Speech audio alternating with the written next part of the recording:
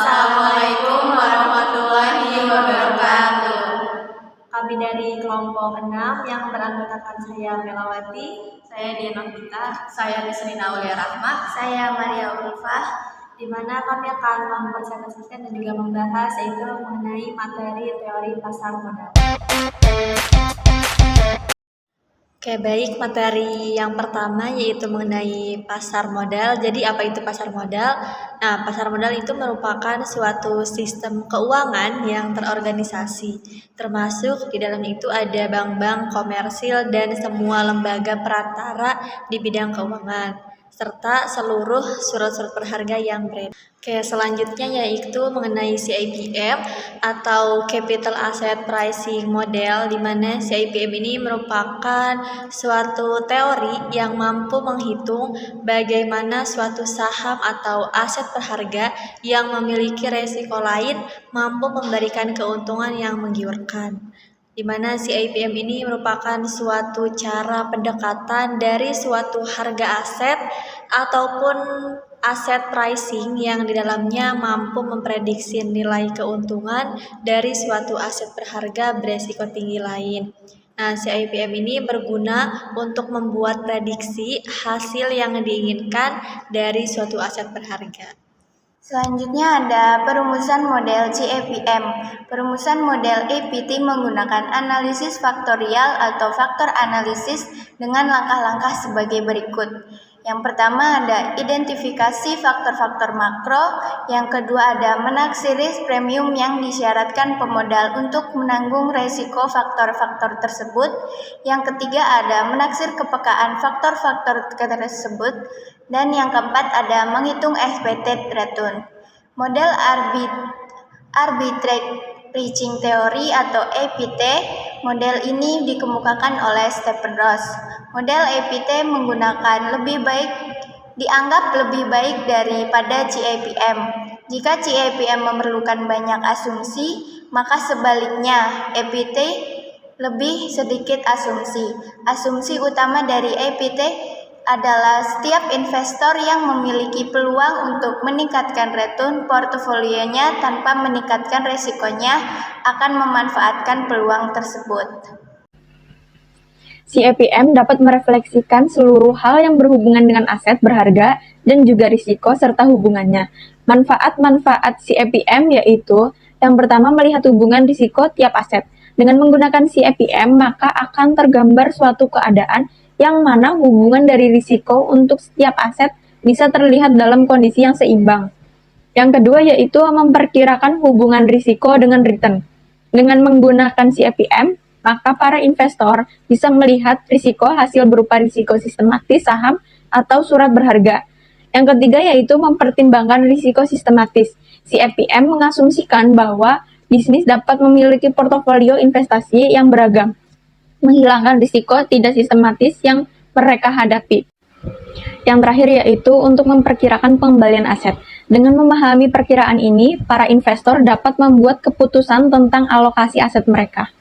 Selanjutnya ada asumsi CIPM. Beberapa asumsi yang dibuat oleh CIPM diantaranya, yang pertama, semua investor pada dasarnya menghindari risiko. Yang kedua, investor memiliki periode waktu yang sama untuk mengevaluasi informasi. Yang ketiga, ada modal tak terbatas untuk dipinjam pada tingkat pengembalian bebas risiko. Yang keempat, investasi dapat dibagi menjadi potongan dan ukuran yang tidak terbatas. Yang kelima, tidak ada pajak, inflasi, atau biaya transaksi. Serta yang terakhir, risiko dan pengembalian berhubungan secara linear. Ada risiko dan return. Model CIPM adalah pendekatan teori aset berharga yang lebih fokus pada return dan juga risiko dalam pelaksanaannya. Model CIPM adalah metode atau cara yang digunakan oleh para investor karena mereka ingin memperoleh informasi terkait keuntungan maksimal yang bisa didapatkan oleh investor dengan memperhatikan angka return dan juga pengembalian. Tapi agar bisa mendapatkan keuntungan tersebut, terdapat resiko yang ditimbulkan dari keadaan dalam aset pitching. Resiko tersebut dikenal dengan resiko investasi yang akan dihadapi oleh setiap investor. Terdapat 4 istilah dalam CAPM, yaitu yang pertama, risk-free rate. Risk-free rate adalah return ataupun hasil dengan tanpa adanya risiko. Memiliki bentuk surat berharga pemerintah seperti obligasi. Notasi risk-free rate yang ada pada CAPM adalah RF. Yang kedua yaitu expected return. Expected return adalah return yang diinginkan oleh para investor pada aset berharga yang dimilikinya. Notasi expected return pada CAPM adalah RE atau EF. Yang ketiga yaitu return market.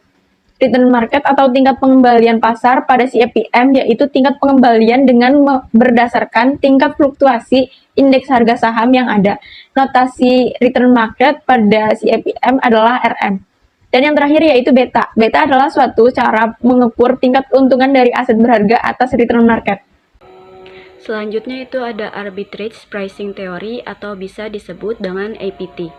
APT merupakan sebuah model aset pricing yang didasarkan pada sebuah gagasan bahwa pengembalian sebuah aset dapat diprediksi dengan menggunakan hubungan yang terdapat di antara aset yang sama dan faktor-faktor resiko secara umum. APT merupakan alternatif yang lebih fleksibel dan kompleks dibandingkan dengan Capital Asset Pricing Model atau CAPM. Teori ini memberikan kesempatan kepada investor dan analis untuk menyesuaikan penelitian mereka. Akan tetapi, teori ini lebih sulit diterapkan karena dibutuhkan waktu yang cukup lama untuk menentukan semua faktor yang dapat mempengaruhi harga suatu aset. Selanjutnya itu ada asumsi APT. Model APT untuk penilaian aset didasarkan pada beberapa asumsi. Yang pertama yaitu investor pada dasarnya menghindari risiko dan memiliki ekspektasi yang sama. Yang kedua, pasar yang efisien dengan peluang arbitrase yang terbatas. Yang ketiga, pasar modal sempurna. Yang keempat, jumlah aset tak terbatas. Serta yang terakhir, faktor risiko yang merupakan indikasi risiko sistematis yang tidak dapat didiversifikasi dan dengan demikian mempengaruhi semua aset keuangan hingga tingkat tertentu. Dengan demikian, faktor-faktor ini harus tidak spesifik untuk perusahaan atau industri tertentu, dikompensasi oleh pasar melalui premi risiko serta variabel acak. Di sini kami mengambil kesimpulan bahwa pasar modal merupakan sistem keuangan yang mempertemukan penawaran dan juga permintaan surat berharga. Salah satu model penting dalam penetapan harga aset adalah CAPM yang digunakan untuk memperkirakan return yang diharapkan dan aset beresiko tinggi berdasarkan resiko sistematisnya dengan asumsi pasar yang efisien dan rasional. Selain itu, terdapat model lain seperti Arbitrage Pricing Theory atau APT yang menyatakan bahwa pengambilan saham dipengaruhi oleh beberapa faktor makroekonomi secara linear dan tidak memerlukan identifikasi portofolio pasar. Kedua model ini membantu investor dalam mengatur dan mengukur resiko dan mengoptimalkan pengambilan keputusan investasi.